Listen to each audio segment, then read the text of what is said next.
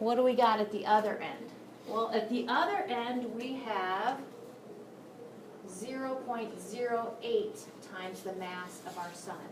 Okay, and I think the video we watched, it said about 10% of the mass of our sun, which to me, you know, 0.08, 0.1, they're very similar, all right? All right. Well, things that are less than 0.08 solar masses, I'm going to kind of go out here. These guys are your brown dwarfs. And we talked about that, and we all feel for our brown dwarfs, okay? But the thing about brown dwarfs is there's no nuclear fusion in its core. Why? Because it wasn't heavy enough. So those are your brown dwarfs. Failed star. And if we want to see them, they get toasty, they get warm, and so if we want to see them, these failed stars, these brown dwarfs, we just need to change to look for heat. And the signature for heat is infrared. So we definitely can see those. Okay. So in the kind of study that we're talking about, we talk about different types of degeneracy. And you can kind of think of degeneracy as if you have, these people are kind of atoms, okay?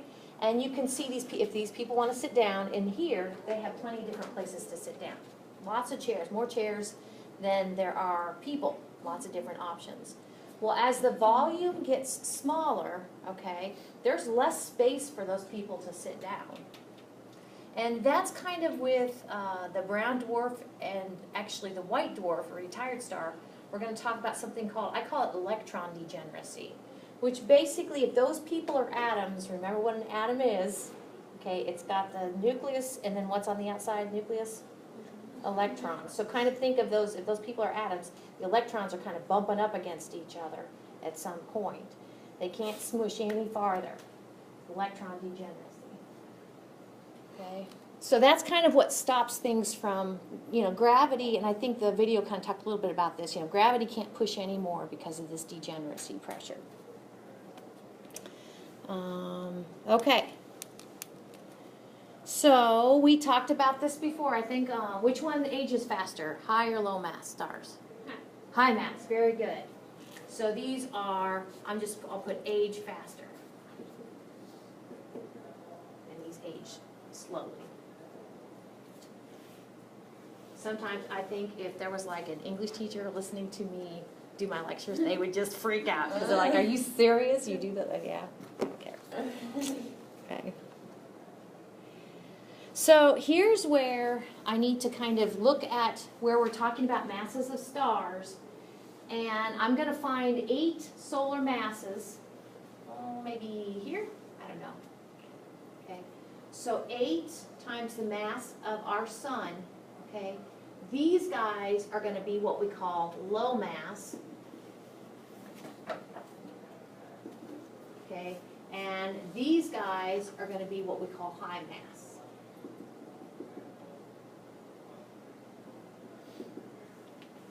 And that kind of split, that 8 solar masses, actually is an important split as to how the star is going to end its life. They kind of all begin similarly, but they end their lives differently based upon their masses.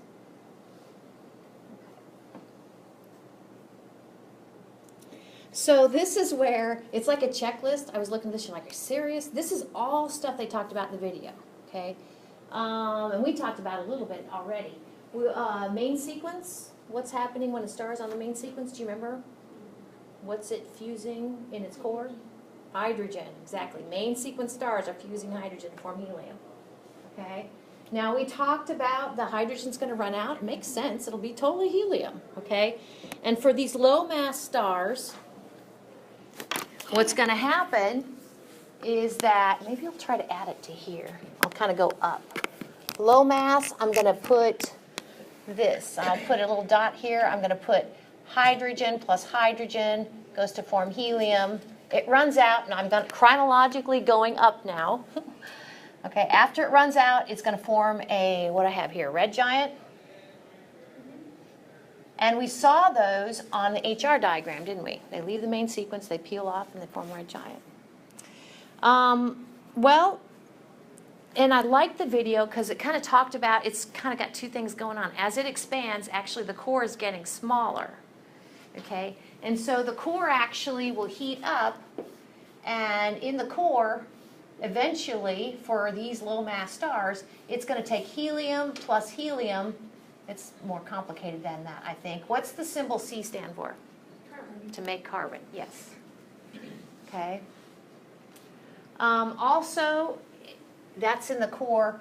Also, like this slide says, what's going to happen is, let's see if you guys can, okay, the only place a star or our sun makes energy is in its core.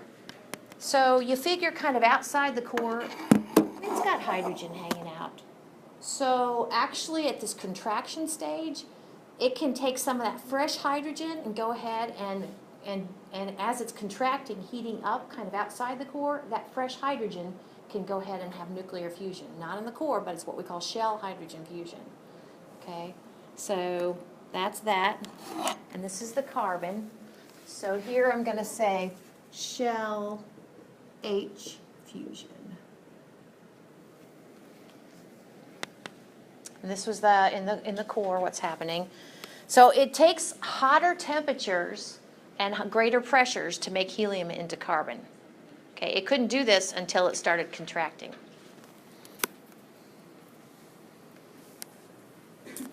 New gravitational equilibrium. Well, you know what's going to happen. So now in its core, it's converting helium that it made before. Now it's converting helium into carbon. Well, it's going to run out of helium, right? Yeah. And actually, it's going to go ahead and say, like, dude, I am out of helium, and it's actually going to start contracting again.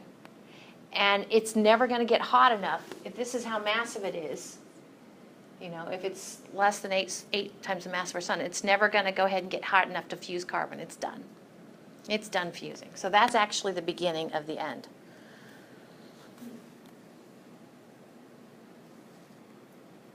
Okay, that is the beginning of the end. And it might kind of wiggle a little bit on the HR diagram, you know, but it's kind of big in the red giant stage.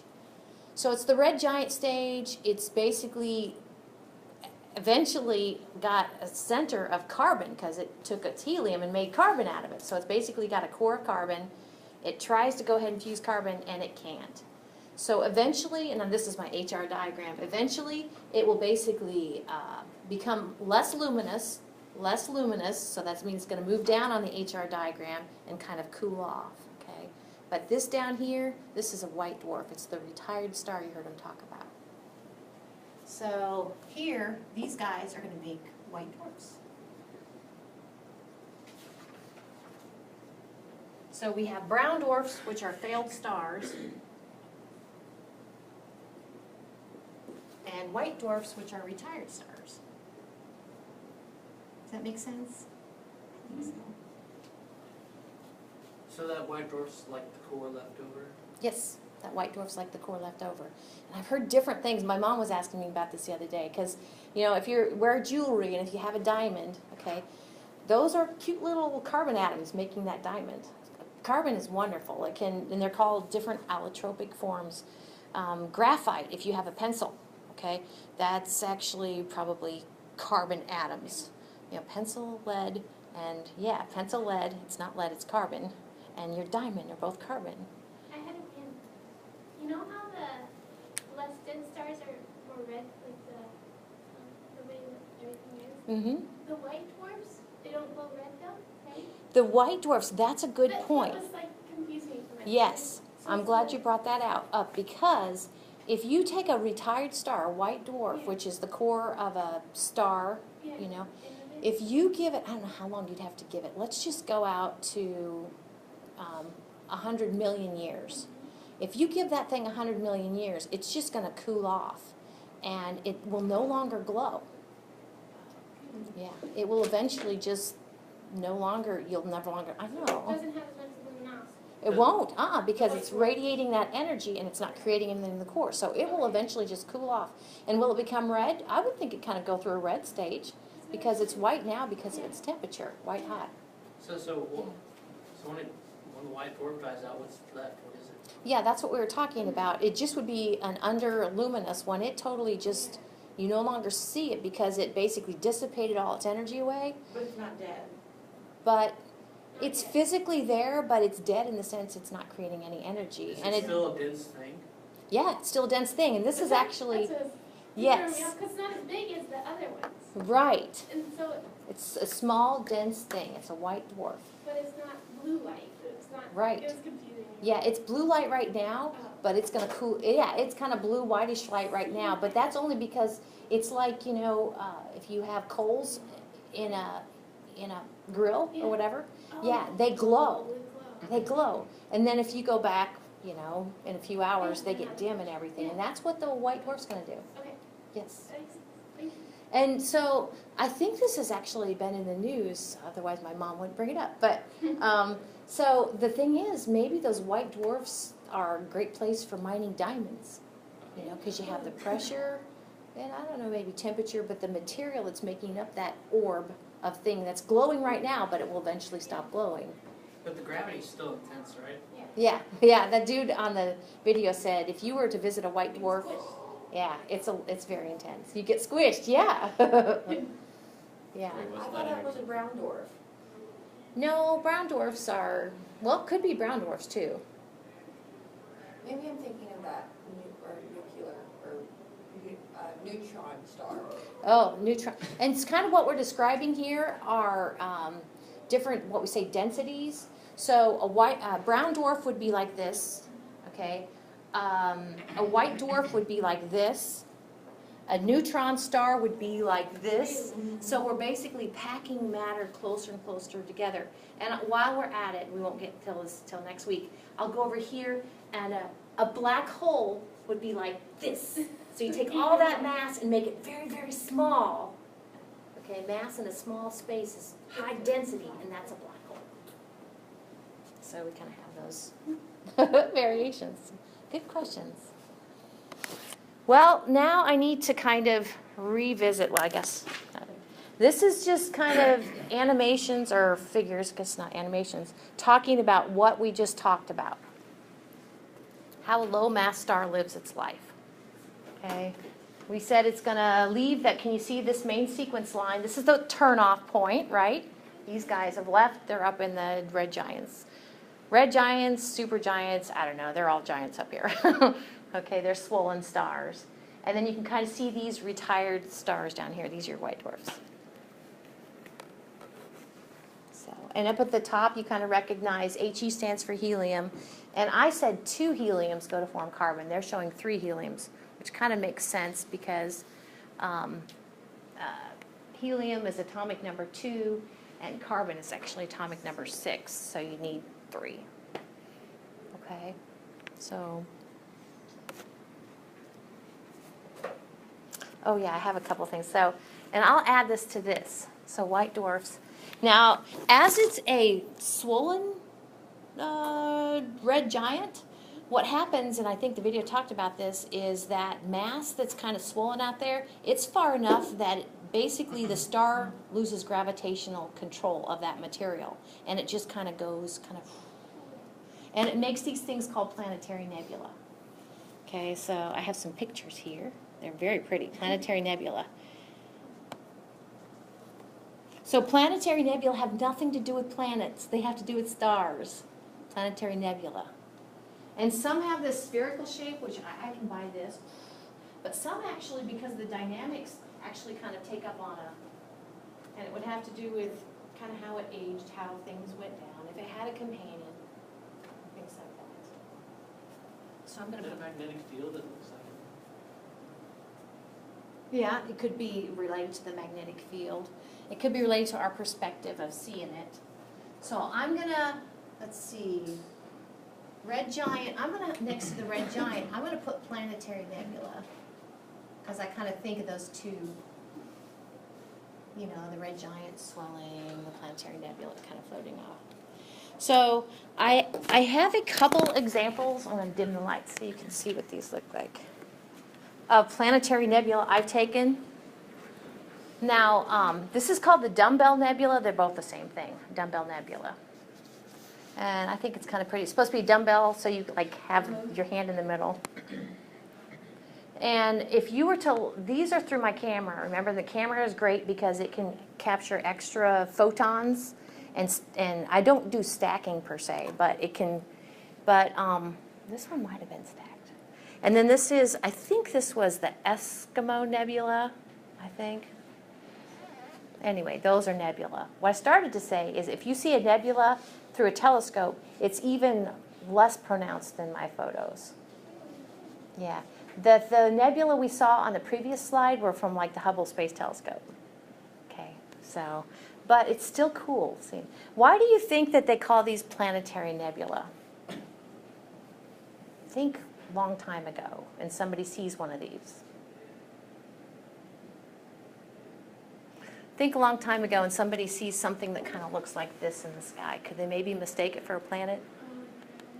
I'm pretty sure that's how it got its name. Okay, so they have nothing to do with planets. Yeah. Okay. So this is where I thought I was a minute ago. So I need to kind of backtrack on the low mass. I know what I'll do. We have low mass stars, less than 8 times the mass of our sun. Now I'm going to call them low mass stars. And actually they start right here. And they go this way. So 0.4 solar masses and smaller. And it stops here at 0.08. That makes sense? So it's kind of short, it's kind of limited. Those guys actually make the third of, I guess there's only 3 dwarfs. They make, they're very low mass. And so right here, I'm going to call them red dwarfs. Great sitcom, which I guess they either, the series has come back, Red Dwarfs. I don't know if you're familiar with the British comedy. Okay. So there's one taker. So, what was I going to say? Oh, it's either come back, kind of piggybacking on the old Red Dwarf, or it's a new series. But red dwarfs are low mass, and basically the difference is what they do. We've talked about, if I do this, this is convection. I don't know if you know this is convection. Okay, good. So what happens is fresh hydrogen convects in for these light stars. So what that means is it never really runs out of hydrogen. Basically, fresh hydrogen convects in, spent hydrogen or helium convects out, so it just kind of feeds its, okay. Now, you guys told me that, where is it? These age very slowly. If they're light over here, okay, and you guys told me that they're probably red. These guys are blue, right?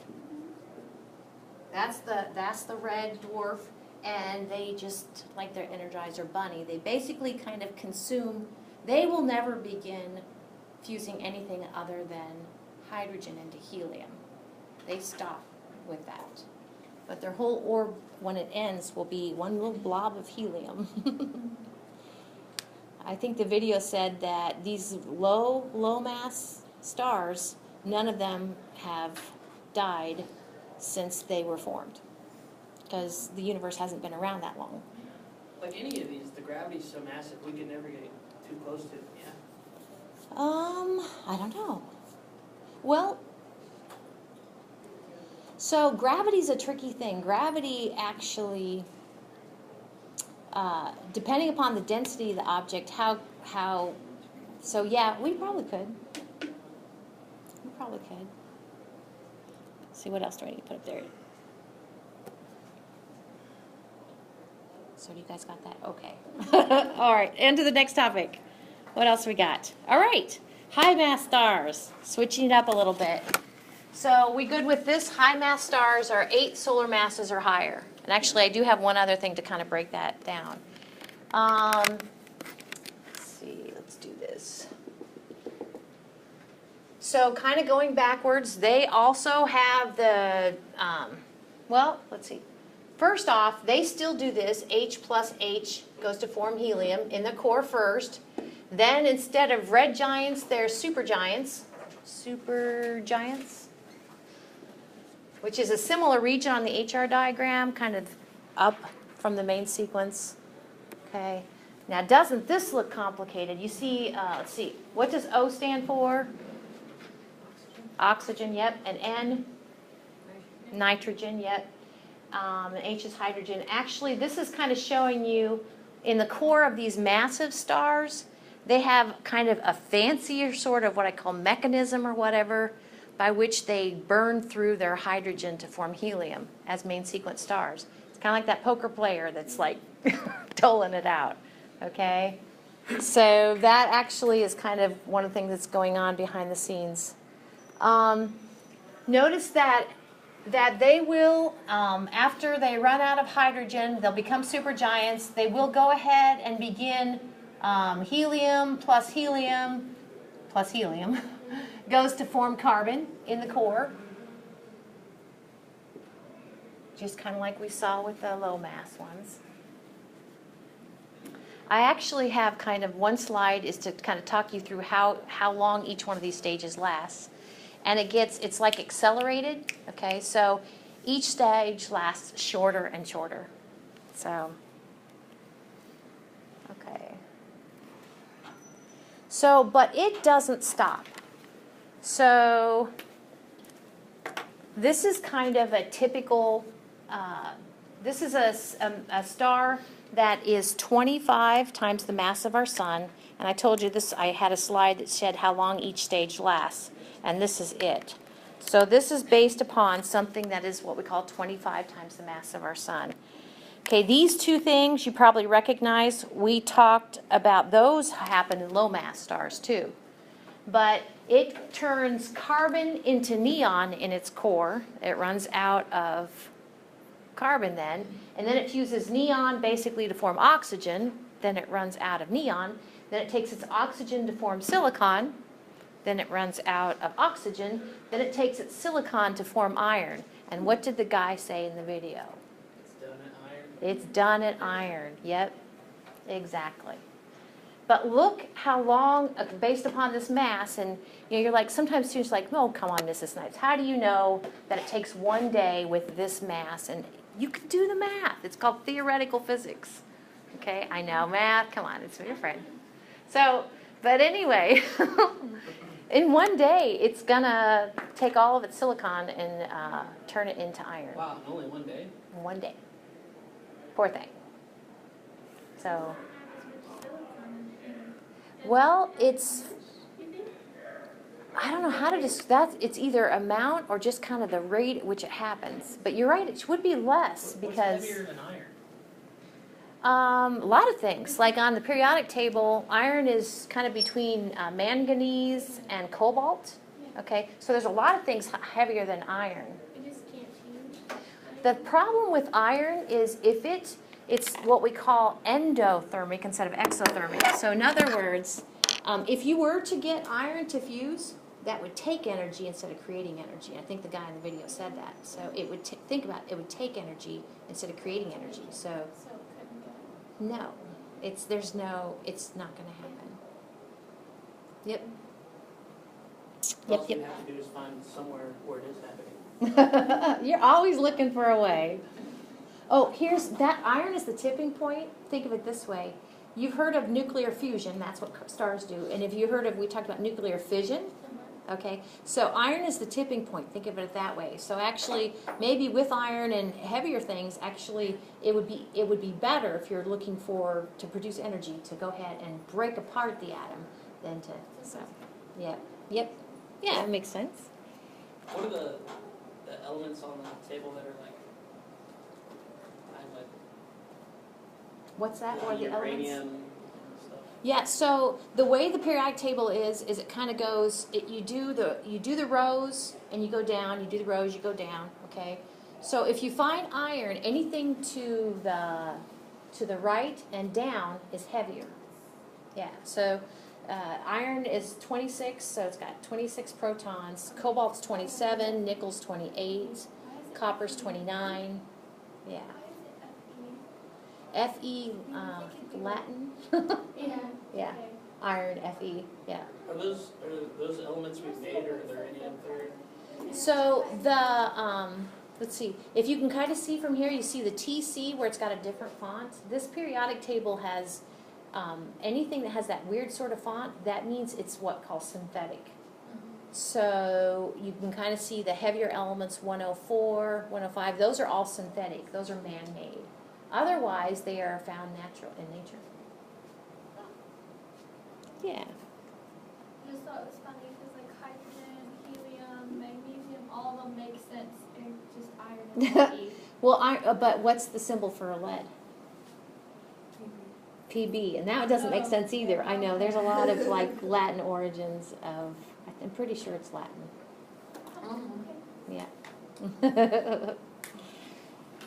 So this actually shows the tipping point I was kind of talking about, the iron, okay?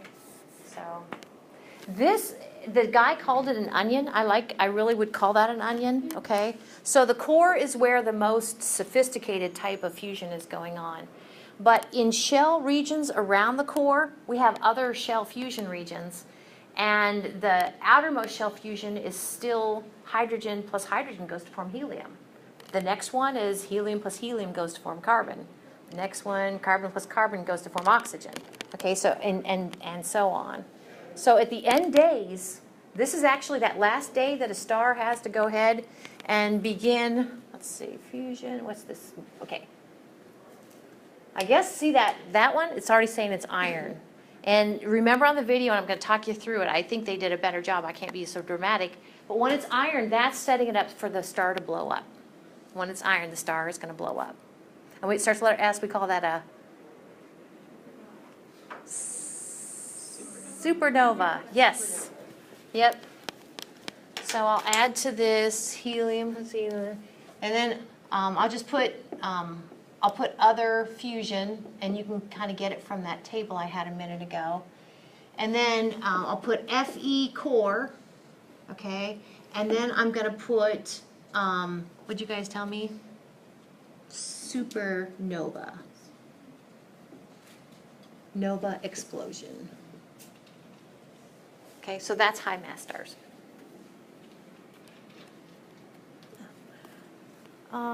Cool. So this is kind of showing you, you know, I kind of made it sound like carbon plus carbon goes to form oxygen, but actually it's a little more complicated than that.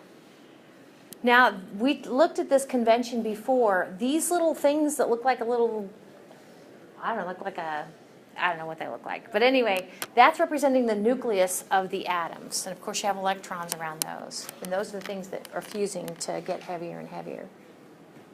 Just kind of different ways of it. This slide kind of, and this is kind of interesting. We looked at the periodic table. And if you look at the even numbers, like see Be is even, carbon is even, oxygen's even, bless you, neon is even, magnesium is even, silicon is even, sulfur is even. You see what I'm saying? The even ones are more abundant in the universe. I know, it's like, how'd that happen? And it kind of makes sense with this kind of mechanism of the heliums kind of coming together. It's called helium capture. So that's kind of neat. Yeah. I know, I like it. This slide kind of, I'll put this whole thing up here. This slide kind of talks you through what is going on when that star blows up. And if it takes a day to fuse silicon to form iron, this explosive event is a fraction of a second, I want to say, or is it in terms of seconds maybe. But basically what it's describing is when it has iron, okay, it can't create any more energy with iron. So basically it stops that outward pressure that we've been talking about. And if that outward pressure is gone, then gravity's like, dang, I'm moving in. So gravity starts, you know, coming this way towards the core, and it basically hits the iron, okay? And I think this talks about stiffening. Basically, it's a wave of material who runs into a brick wall, and that brick wall is the iron core. So there's a rebound. So that material's like, hey, I hit a brick wall, I'm leaving. So it goes back outwards. And basically there's material going out, and gravity, the folks coming in, the material coming in didn't get the message. So basically you have material going out, material coming in. It's a mess, okay? So it's just kind of a very unstable situation, and the, you know, stuff coming in, stuff going out. It's kind of cool when the stuff going out and the stuff coming in meet. They actually create pockets of regions where more nuclear fusion can happen. Like little nits of, are you serious? We can have new fusion. I know. So a lot of the things that are heavier than iron, that we get that from this kind of chaos that happens. Okay. So, let's see, what else have we got? Well, this is actually, this kind of collision, P stands for proton, yeah, and E stands for electron. So this kind of collision is showing you how a proton and electron combine to form, what's N stand for?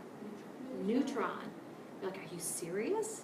And actually, in that kind of crazy commotion of a supernova event, it is neutrons. Okay? The thing is neutrons, soup. So, I'll just put it up here and we'll be talking more about this. I told you supernova explosion, and then after supernova explosion, the thing in the middle is either going to be, I'm going to say middle, is either going to equal a neutron star or black hole. I know. Now, just a minute ago, I kind of showed you kind of the, if this is a brown dwarf, I said this is a white dwarf, and I said this is a neutron star. I said this is a black hole. And I kind of took that matter and made it smaller and smaller, made it denser and denser. And that's actually the difference between a neutron star and a black hole. It's kind of how dense the material is. You can actually make a black hole and here on Earth. In fact, when these particle colliders, I don't know if you're familiar with these, the Large Hadron Particle Colliders came on, they were worried that they would basically create the conditions, the dense conditions needed to create little tiny black holes. I think they're okay, but it still can happen. All right. So, nucleosynthesis. I just a minute ago described nucleosynthesis. Okay, nucleosynthesis was the thing where you have matter going out, matter coming in, and basically creating these high pressure, high temperature regions where you can have heavier elements form. This is actually M1, this first thing, M1. You're like, how? What a dumb name, M1. It's Messier object number 1. And that is the remnant of a supernova back in 16. So is there a black hole around there in the center? Or? Ah. So he asks, is there a black hole in the center? And we'll talk about how you get, there's no black hole, but there is a neutron star. Yeah. So you got one of those two, and this one happens to be one that has a neutron star there. Good question. All right. It's a very busy slide. Oh my goodness gracious. It's kind of small. But let's see if we can make sense of it. Which one looks like it has an exploding star at the end? The top. So I'm kind of liking high mass for this. How about you? What does this look like? Starts with letter P. Planetary nebula. Yep, I'm kind of liking this one. Yep, if that's a planetary nebula, what do you think this is? A white dwarf. Yeah. So this would be your low mass, and this would be your high mass kind of scenarios. We just kind of talked about. So the top, yeah, the bottom is low mass and the top is high mass. And again, I apologize for that. You can't really read this slide very good, but it kind of, it actually gives you relative times. Oh, well, let's look over here. Here we have some dates here, and up here we have a clock. Okay, you guys told me high mass, so which one's gonna live a shorter life? The top one. And I bet if we could read these captions, it would be talking about how our high mass stars, they don't live very long. Low mass stars, it's got a calendar. Days. Okay, relatively speaking. So I think this is good. A good summary. So we are gonna go, oh yeah, we have one more slide. We are gonna kind of take a quick peek at chapter 14. Okay, what does, I'm gonna hold up two, how do I put this? What does two and stars, when I say two stars, what do you think of? Binary stars. Binary stars, those. exactly. And this subject is talking about those, binary stars. Because now if we put binary stars with kind of the fact that, and if I go like this, what am I? I know. Are you a red one? Yeah, Red red giant. giant, I'm a red Red- giant, I'm it's explaining, like I'm red giant. So if we kind of picture the scenario where basic and physically something gets big like that, our sun's gonna become a red giant. And if it has a companion star, okay, that stuff it swells into, that stuff can be siphoned over into its companion. Happens all the time. That's kind of what, I kind of call it swapping spit sometimes. But because what if you had this one swollen and this one swollen? And they could like go back. Can black holes do that? He's asking, can black holes do that? And actually, that's one of the things we're going to talk about later, is that if you have one of your companions is a black hole, because it could be, and the guy said, black holes, are they cosmic vacuum cleaners? No. No. They have to be close to. Right. So you could have a black hole here, and you could have something swollen there, and it could dump material on you. And the cool thing when we study this about that is the black hole actually has gravity, and that material will kind of get in queue, kind of like your water going down a drain, and it will actually fall into the black hole. But in the meantime, this is called an accretion disk, where it's kind of getting ready to fall into its, that gives a lot of energy. And so that's how we know a black hole is there, because it's getting dumped on things. I always wondered, are they stable black holes? Like, do they continue once they're there? Black holes, and I think, have you heard of Stephen Hawking? Yeah, Yeah. Hawking radiation. Hawking radiation, exactly. Yeah. Stephen Hawking, oh my gosh, he has been attributed with so many different Things. things. And one of the things, he actually did the theoretical math and looked at a black hole, and black holes are shrinking, Oh. like, they're, and it has to do, it doesn't have to do with matter and antimatter, it's kind of Yeah. a, anyway, so they are evaporating. Yeah. They will last for so long They before will. they do. Yeah. Wait, so are they matter? Black holes, are they matter? They're Like this really dense matter that's so dense? Black holes hurt my brain. Yeah, that's a lot. And I kind of, you know how we think of matter as neutrons, protons, electrons, right? And actually with a neutron star, just a minute ago, you saw protons and electrons combine to form neutrons. Yeah. So when you get the density even higher to create what we call a black hole, that matter, as I've understood it, you wouldn't recognize it. I wouldn't recognize it. It's not neutrons, it's not protons, it's not electrons. I think it retains the slide says, its identity with regard to, is it spin and mass and charge? I don't know, but it's this exotic stuff that we don't understand. And it basically, what I understand, is the presence of a black hole. It's matter that creates a hole in what we call the fabric of space-time. So I'm a believer in wormholes. Yeah. You know, that basically, and there is, theoretically, it's possible that if it's rotating and it's big enough, you could actually have something that you could step in. The problem with black holes is, basically, as you become part of the black hole, in a sense, your matter is all ripped apart and made into this stuff. It's not protons, neutrons, or electrons. It's like So don't go in the black hole. yeah, so don't go in a black hole. Because I just think maybe they're just like a star. It's just really dense. It's so dense, there's nothing. Yeah. And the reason they call it black, and I think they said in this video, is that if you are within what they call the event horizon, which is a space around the black hole, if you're on this side of the event horizon, close to the black hole, then if you're going, there's this thing called escape velocity, which means how fast you need to be going to get away from the gravitational influence of anything. It's called escape velocity. That even if you're going at the speed of light, you're not going to go you're not going to leave the event horizon. So the event horizon was created by the presence of a black hole. So That's kind of the problem, you know. So, but we're gonna talk a little bit about, you know, how time slows down. You're normal, but from another perspective, time is slowed. I don't know. It's so. Well, I think if you don't mind, we'll go ahead and stop there. Yeah. But this idea of, keep this in mind for the whole weekend. I know it's Easter, you know, think about it. But this idea of binary stars, we're gonna kind of pick that up in chapter 4. Okay. Then you have white holes. Then you have what? White holes? That